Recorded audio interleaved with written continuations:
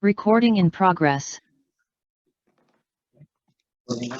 Cuando usted para tener una idea de que hay una infección urinaria, porque la paciente presenta síntomas, ya hablaremos, vamos a ver con detalle pequeño de cada patología, pero normalmente nosotros no, lo ideal sería que no demos un tratamiento definitivo porque no tenemos una idea clara, porque no tenemos según el cuadro del paciente. Ahora, si el paciente tiene fiebre, malestar, tiene disuria, estos términos que uno pronuncia, es que disuria incluye todo, le arde para orinar, los pacientes dicen, si es mujer, dice, yo no quiero sentarme a orinar porque me arde, me duele, y de tenido fiebre, entonces se trata de una infección urinaria.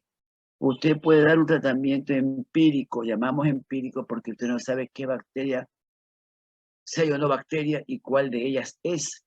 Entonces, lógicamente, lo ideal sería que usted solicite un examen de orina y se haga un cultivo de orina.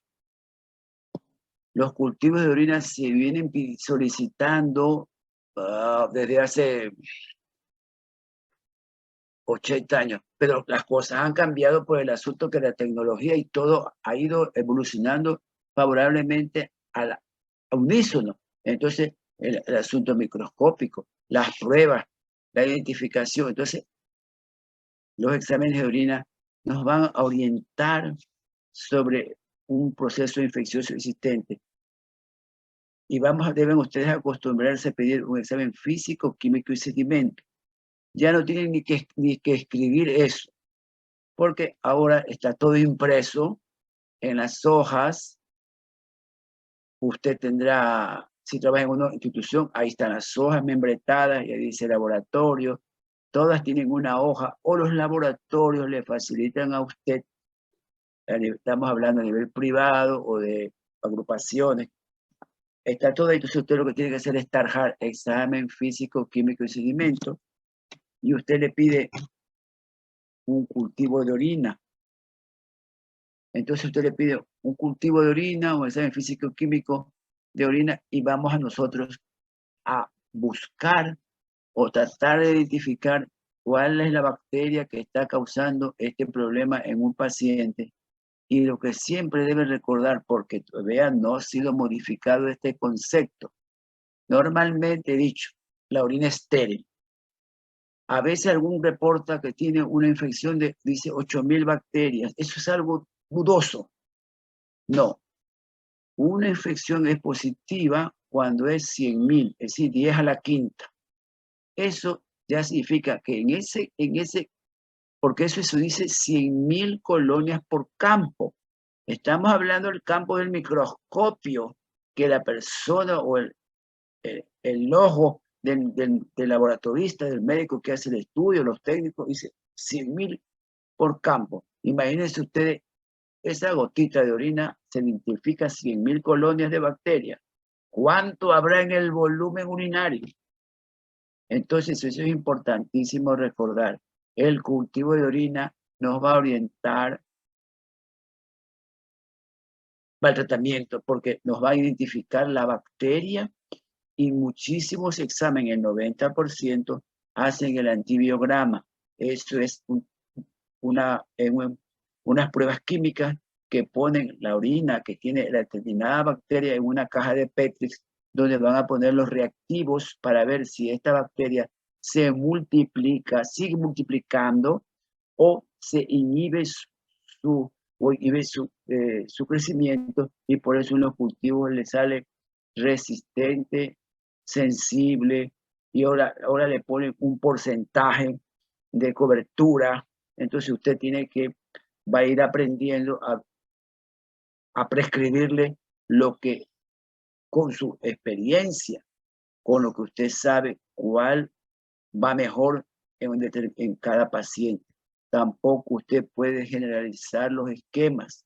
Tampoco usted no se puede dejar llevar por la industria farmacéutica, que en la actualidad le dice a usted como médico joven, aquí está esta píldora mágica, dice dosis única, y se quita todo. Eso todavía no es posible, doctores, pero para la industria farmacéutica sí es posible, porque la industria farmacéutica es un negocio, es un comercio. Entonces, sale la píldora mágica que vale 12, 14, 16, 18 dólares. Y el droguista, al droguista lo preparan para eso, para que venda. Pero usted es médico, usted ha estudiado, tiene que seguir estudiando, y entonces se va a dar cuenta que no, así no es, porque el tratamiento para una infección urinaria depende de algunos factores. Si se logra identificar la bacteria, el porcentaje de las colonias, el sitio donde está la infección urinaria, y deben recordar otra cosa importante que tienen que haberle mencionado en farmacología. Pero si no, pues yo les tengo que decir, deben recordar que para que las bacterias se eliminen, están relacionados con la saturación. En pocas palabras, tiene que haber suficiente antibiótico para que la bacteria se muera. Por eso es que es la resistencia, porque en nuestra comunidad el tratamiento es interrumpido. ¿Cómo que es interrumpido? El tratamiento, verá, usted prescribe, ¿no? Sea privadamente o va al paciente de hospital con síntomas y digamos que ya tenemos que es infección. Y al inicio muchas veces le decimos, verá, ¿cuándo se va a hacer el examen? Mañana a primera hora. Ok, vamos a quitarle la molestia, los síntomas, para que pueda descansar. Mañana a primera hora recoge la muestra de orina y empieza el tratamiento. El tratamiento que usted inicia, así llamamos el tratamiento empírico, porque todavía no tenemos la bacteria identificada. Y empieza. A las 48 horas, 72 horas ya tiene el resultado, entonces ahora la persona le va a comunicar, ya tengo el cultivo, tal bacteria. Y es sensible a lo que usted le dio. Ahora, en esos 2 o 3 días que ya está tomando medicación, si ya está mejorándose, muchas personas que hacen, suspenden la medicación. Ya me siento bien, ya no toma. No, porque el tratamiento para una infección urinaria debe ser mínimo de 7 días en adelante. Si hablamos, por ejemplo, de una infección en el varón, de una prostatitis, si hablamos de eso, doctores, si hablamos de una prostatitis en un varón, el tratamiento es 21 días, 30 días. ¿Por qué? Porque no todos los antibióticos entran al tejido glandular que está infectado. Entonces tiene que haber una saturación a nivel de la sangre que entre, ¿por dónde entra el antibiótico? Por medio de la sangre, pues.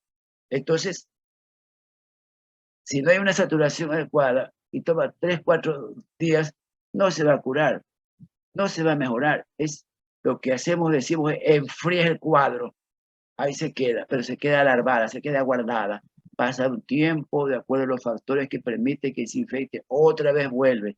Ya no va donde usted, el doctor, el paciente dice, él no me trató, no me curó. No, no es que no te curó, tú no seguiste el tratamiento adecuado, tú no seguiste a pie de la letra lo que el médico le está diciendo porque tiene el conocimiento académico, porque tiene su experiencia al tratar la enfermedad. Entonces, eso es lo que pasa en nuestro medio. La gente toma la medicación hasta que se le van los síntomas y los signos. Ya no le arde para orinar, ya se siente, ya lo tomo, por gusto compré, por gusto gastar. Otros, en cambio, la verdad que no cumplen el esquema por falta de dinero. Eso es otro grupo de personas. Entonces, las infecciones urinarias, cuando son tratadas, deben ser tratadas en forma ordenada para que de verdad ya no repita la infección, para que se erradique la bacteria. lógico está que también depende de los factores que hicieron que se desarrolle esa bacteria. Supongamos, el paciente como en esta imagen que está aquí. Estamos hablando de las infecciones, y entonces nos ayudamos con laboratorio. Pues también nos tenemos que apoyar con imágenes. Entonces, si la persona, por ejemplo, está como esta imagen aquí, se toma una placa radiográfica, esto es una foto, una radiografía simple, donde vemos imágenes radiopacas a nivel del riñón, del área lumbar, al área lumbar, y a nivel del hipogastro, a nivel de la pelvis. Entonces, esos son cálculos. Semejantes cálculos, es imposible que no haya infección. Pues. No es que esos cálculos han obstruido la pelvis renal, han obstruido, se han formado en la vejiga, de ley hay bacterias. Entonces, usted tiene que recordar del inicio, ¿es una infección urinaria no complicada o es una infección urinaria complicada? Entonces, es una infección cuando afecta a un paciente sano que por algún punto de vista se alteró y hay infección. Ahora, si es complicada, significa que hay algo que favorece, que progrese o se reinfecte el paciente. Entonces, cuando una infección es complicada, hay ciertos factores. Ahí está escrito, dice anomalía funcional o estructural del aparato urinario. Significa que, como he dicho, si el paciente tiene un riñón de herradura, ese va a ser infección. Pero usted los tiene normal, no tiene infección. Depende del sexo, si es masculino, si es añoso o no es añoso. Embarazo, cambios hormonales, el producto que ocupa espacio, que comprime la vejiga, que desplaza el ureter, todo eso en embarazo esos factores van a quitarse cuando ya sale el producto. La edad, ahí está otra vez, diabetes, el inmunocompromiso. Entonces, es importante recordar estos factores.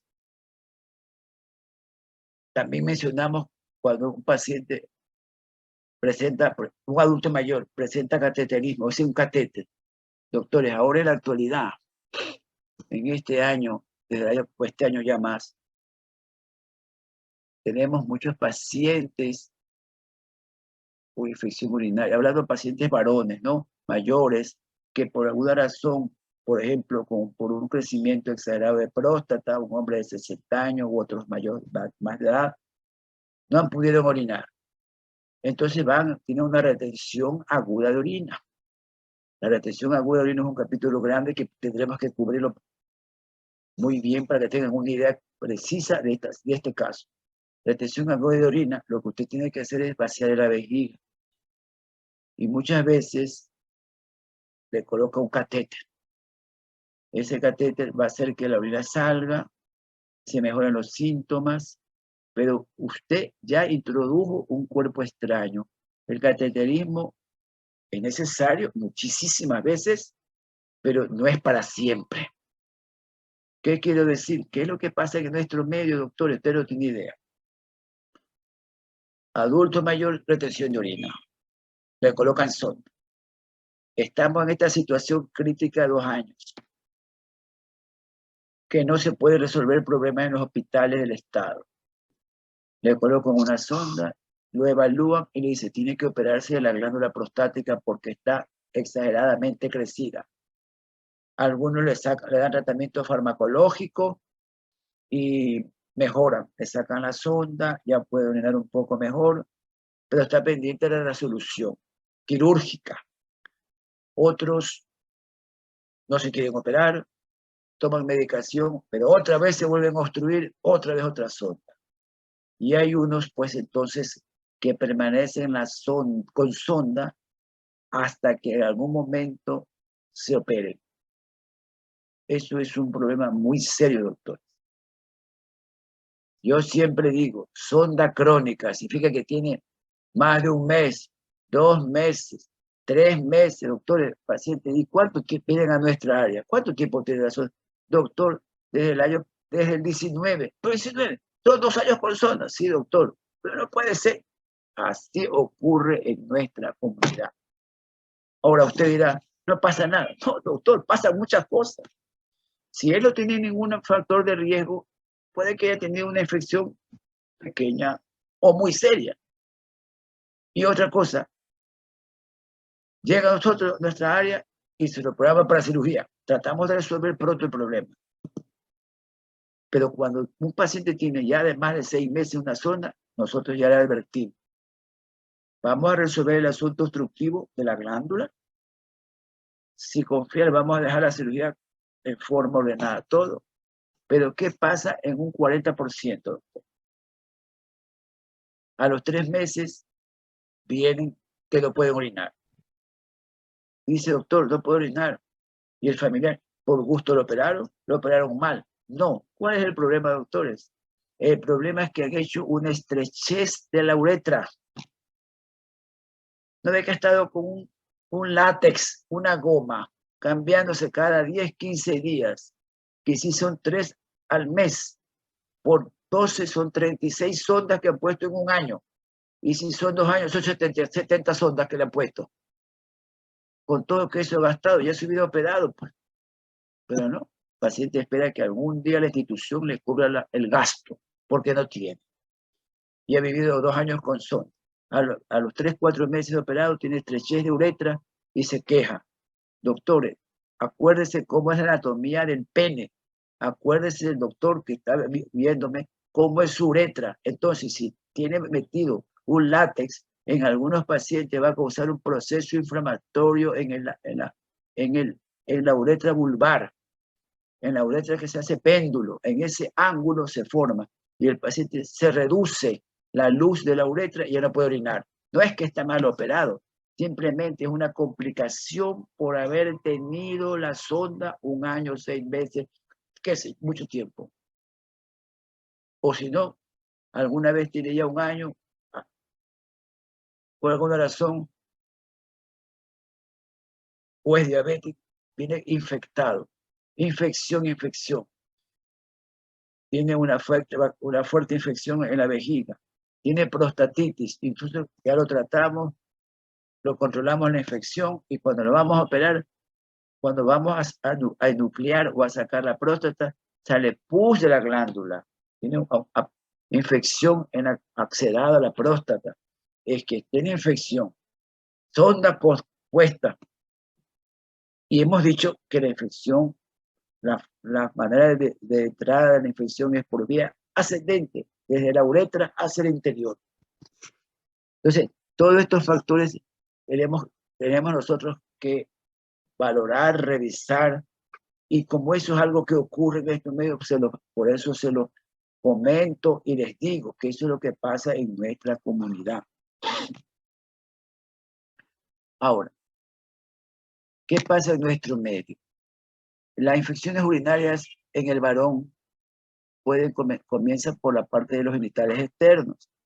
El uno puede ser un proceso de la piel, especialmente cuando un varón tiene un prepucio largo, se inflama. Si es diabético, le va a salir un problema de inflamación en el glande, se llama una balanitis. Muchísimas veces un hombre relativamente joven, 40, 45 años, a veces consulta porque tiene prepucio largo y le ha salido una secreción, y el paciente, uno dice, pero usted tiene una sola compañera o usted tiene encuentros casuales como aparte fuera de casa, y dice, no, doctor, esto me ha salido y yo no sé por qué razón me presenta esto. Entonces, cuando viene un paciente con esta molestia, yo le digo, hágase una glicemia. Y he tenido mucha sorpresa. 200, 220. Ese paciente ya está diabético y debuta con un proceso inflamatorio en la piel, en el prepucio. Se llama balanitis. O si un paciente es activo sexualmente, puede tener todavía una enfermedad venérea y por ahí entra la bacteria. Entonces puede haber una gonorrea y se puede, por vía ascendente, va al epidídimo y tiene una epididimitis. Siempre cuando estos procesos infecciosos en los genitales externos masculinos, lo primero que tenemos que descartar es la causa y por lo regular es la enfermedad, que puede ser enfermedad de transmisión sexual o también otra cosa, doctor. Aquí ya son todos adultos los presentes. El paciente tiene molestias, hacen una prostatitis, que es típica, un dolor, una incomodidad, y va donde el uno, va donde el otro médico, y le han hecho cultivo, y sale negativo, y dice que no me trató bien el colega. No, es que se olvidó un capítulo. La prostatitis, si de verdad es prostatitis, usted tiene que preguntarle, a ver, ¿usted tuvo intercurso sexual anal?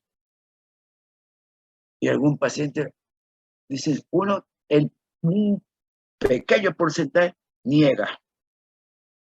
Y otro dice, sí, doctor, sí, yo tuve una vez así, que no sé qué. Nosotros no nos tenemos que inmiscuir en la vida privada, en la vida sexual de los pacientes y demás. Eso es cuestión personal. Lo que sí lo tratamos, y cuando ya concluyo el tratamiento digo, si usted tiene esa práctica, tiene que cuidarse, tiene que usar protector, porque no hay ano estéril, y entonces la bacteria entra por la uretra y rompe de acuerdo a la virulencia bacteriana, se rompen los mecanismos de defensa que existen en la uretra masculina, que ya no mencionamos, y va a llegar a la próstata. Y entonces, ¿cómo tiene que usted hacer el diagnóstico? Usted tiene que pedirle, ¿qué cosa? Un cultivo de semen, porque usted le pide un cultivo de orina y le sale negativo, porque no está en la vía urinaria la bacteria, está dentro de la glándula prostática. Y le sale el semen es estéril toda la vida, sin diferencia de edades, es estéril. Entonces, si es estéril y usted le pide un cultivo, y se va a sorprender cuando le dan el resultado. Ahí está la bacteria en la próstata. Entonces, si tiene una prostatitis comprobada, el tratamiento 20, 30 días. Y si el paciente no lo cumple, es el problema del paciente. Usted deja apuntado, si trabaja con sistema de computadora, la ficha médica suya, o la institución tiene metido el programa allí, usted deja apuntado esto, y como está ahí el informe del cultivo, ya eso es responsabilidad. Usted lo que tiene que hacer es las cosas siempre bien. Eso estamos hablando de prostatitis aguda, así, enfermedad de transmisión sexual o por la práctica o la actividad sexual, pues, que, repito, nosotros no nos inmiscuimos ni nada, eso es personal. Se contagió. La otra cosa, antes de saltar, ojo, yo he tenido tres doctores que me consultaron porque no podían fecundar a su compañera. Y esos tres doctores que se ha hecho examen, que no sé qué, que está todo bien. A ver, entonces la pregunta, ¿qué pasó? Hizo esto. Sí, pero eso fue así. No, y siempre tiene problemas de irritación. No, porque usted tiene una prostatitis crónica. Hágase el cultivo de semen. Ahí está. Es imposible que haya una relación o una simbiosis con los espermatozoides y la esencia de la próstata. No pueden convivir, no pueden llevarse.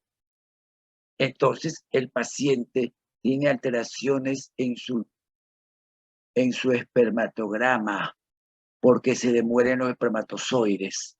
Entonces usted tiene que tratarle bien la prostatitis para que el doctor, me está hablando, que estoy diciendo que tengo de 3 o 4 pacientes, pero ya son papás, uno falta, uno todavía no es papá, porque fue hace 6 meses, pero otros ya son padres. Porque no puede haber esa buena relación con bacterias y los espermatozoides. Los espermatozoides no se mueren por las bacterias que están en el líquido prostático. Debe recordar también usted que el volumen seminal la emisión seminal del varón, el 50% está dado por nosotros decimos el licor, porque es una esencia, así como esa muestra de perfume que antes circulaban, que usaban las damas en su bolso, su cartera, tenían una esencia de un perfume que a veces era más caro que uno grande porque era un frasquito así.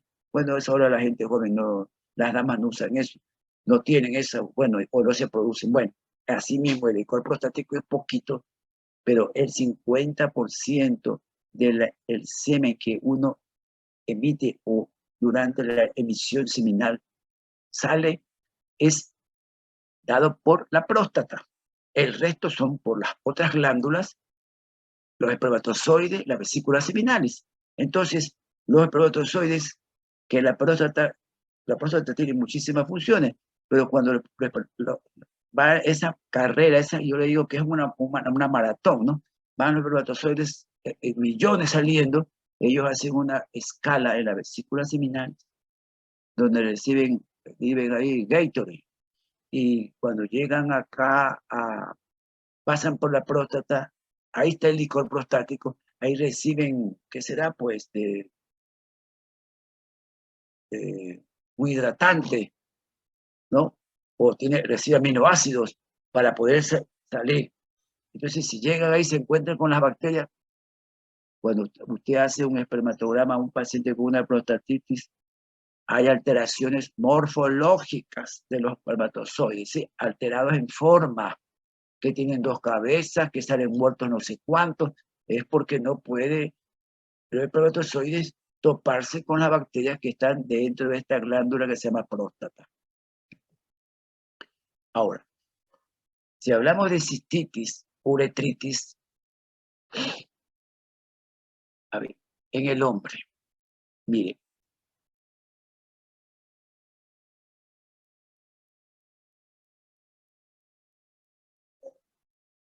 a ver, la uretra anterior masculina tiene unas glándulas.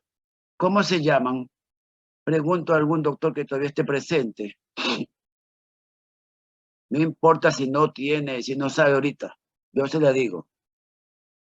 ¿Cómo se llama la glándula? Las glándulas. ¿No son las glándulas de Bartolini? ¡Ay, no, campeón, no! Ahorita te puedes equivocar. La Bartolina la tiene su compañera que está por ahí.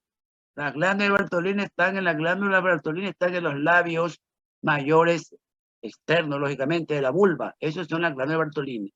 Las que usted tiene, las que ustedes tienen, los varones presentes, se llama glándula de Litré.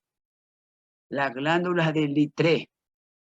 Esas glándulas producen un moco. Y producen un moco. Ese moco lo producen totalmente, porque acuérdense que nuestra uretra es como nuestra mucosa de la boca.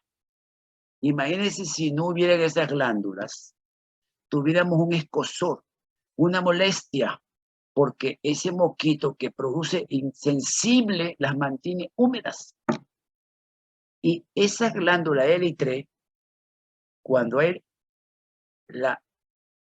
el proceso de excitación, de la erección, van a producir moco en más abundancia, que es la lubricación que usted produce. Esas se llaman glándulas de L3. Y hay otras glándulas más allá. ¿Cómo se llaman? Alguien me dice. ¿Te das cuenta? Pero ahorita ya aprendió, ya sabe. Se llaman las glándulas de Cooper, que están al llegar antes de la próstata. Son dos glándulas de Cooper que también tienen una secreción inmunológica, lubricante. Mire cuánto el ser humano perfecto tiene mecanismo de defensa por nuestra anatomía del pene, de la uretra, las glándulas del L3, las glándulas de Cooper, y llegan a la glándula prostática. La glándula prostática, doctor, todavía en el mundo científico que estudia o revisa en esta parte urológica, todavía causa de dolor de cabeza, porque todavía cada vez se descubre una cosa, se descubre otra cosa. Nosotros los urólogos decimos que la glándula es el órgano diana de toda la biología. Existe un libro de urología que aquí no lo tengo por acá, que es como una Biblia, así, gruesa. No acabaré nunca de leerla. No alcanzaré a leerla toda mi vida. Pero ya está saliendo una nueva edición allá afuera, ¿no? ¿Por qué? Porque todas las investigaciones que aseveran o ratifican lo hecho años atrás. Y también ya quitan otras que no han sido tan reales, porque en la actualidad se comprobó que es otro mecanismo. Entonces, en nuestra próstata producimos enzimas, producimos sustancias inmunológicas, esas inmunológicas, hay una respuesta frente a la bacteria, bloquea para que no ingrese a la sangre, está la próstata. Sí. Ella tiene el licor prostático de las glándulas, son nutricios para los espermatozoides cuando van en la maratón a la salida. Es necesario que la próstata tenga esos nutrientes, así en resumen. Entonces, como he dicho, glándula L3, glándula de Cooper y glándula de la próstata. En la mujer hay unas glándulas, ¿cómo se llaman? Llamémosle, no va a acabar otra vez esto de la computadora. Bueno, las glándulas de la mujer se llaman glándulas que son parauretrales. Es decir, están cerca del meato urinario porque la uretra femenina es corta, es de 4 centímetros o máximo 5 centímetros por la naturaleza de la mujer. Pero ahí mismo en la uretra hay 2 glándulas Skene, que ni sabía que existen, pero ahora ya lo saben. Esas glándulas producen lubricación para que el meato, la uretra, esté húmeda, porque es mucosa, doctores. Las glándulas de Bartolini están en el exterior de los labios mayores. La bartolinitis es la causa más frecuente de consulta, pero no necesariamente es de tipo venéreo. Lógico está que si se acceda, se hace un pus, se acceda, a veces el ginecólogo toma una muestra para laboratorio, para descartar especialmente gonococos. Y cuando ocurre eso en una dama, ahí es la guerra de Troya. Porque ¿cómo se contagió? Eso fue sembrado por el compañero. O porque la compañera, la señora, tiene otro compañero. Entonces, uno de ellos la contagió. Estamos hablando de una bartolinitis causada por una enfermedad venérea que la más común es la gonorrea. Entonces, ya es complicado. Bueno, entonces, en lo que es de uretritis, le estoy dando esta situación. Y de acuerdo a las edades que puede haber la uretritis en el varón, cuando de mayor actividad sexual, cuando el paciente pues tiene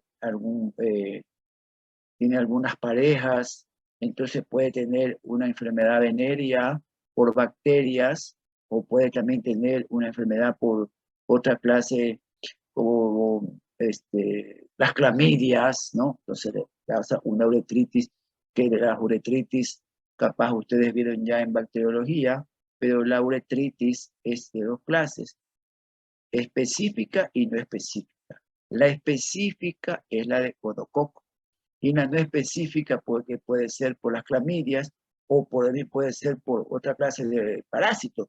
Por ejemplo, una dama puede tener un flujo menstrual por infección y está monilias, tricomonas.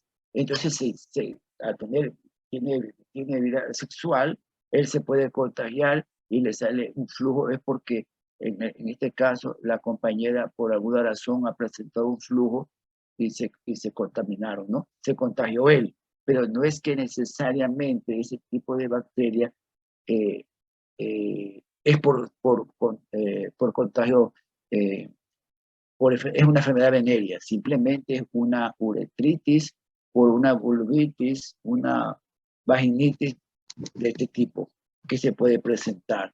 A veces esto ocurre porque ese es otro cuento grande de hablar. Nosotros, por ejemplo, disculpe que me salte, ¿no? Pero que tengo que darle la información. Nosotros siempre decimos alguna vez a una paciente, dice, doctor, ya cada vez que yo orino me lavo con agua y jabón. ¿Por qué se tiene que lavar con agua y jabón después de orinar? El jabón es proscrito en los genitales externos femeninos. No debe haber uso de jabones. No debe haber agua que le ruede con la ducha. Y si quiere un aseo que llaman íntimo, es que la industria farmacéutica o la industria cosmetológica es la que les ha cambiado las ideas a todas las damas presentes aquí en esta clase y a todas las que han pasado. Ahora hablan de protectores diarios, de toallas húmedas y una serie de cosas. Y se enriquece. Ahorita toda esa gente dueña de esas fábricas están en la Bahamas, están en cruceros, que han hecho dinero cualquier cantidad con todas las damas que compran todos esos productos. El proscrito el jabón. Tiene que hacerse nomás agüita normal, o si no, lo que hicieron las mayores, pues, sus abuelitas, bueno, sus abuelitas también son jóvenes, o su mamita también es joven, entonces ya no se le puede creer a ella. ¿Qué usan? El vinagre blanco, lo diluyen y ese es el aseo todas las noches, se hacen sus genitales y nunca. ¿Cuándo es que la señora usaba óvulos, iba a los médicos? Nada, ellos no tenían que gastar en eso porque la cuestión del aseo de los genitales está claro. No se lo debe cambiar, se debe mantener siempre como se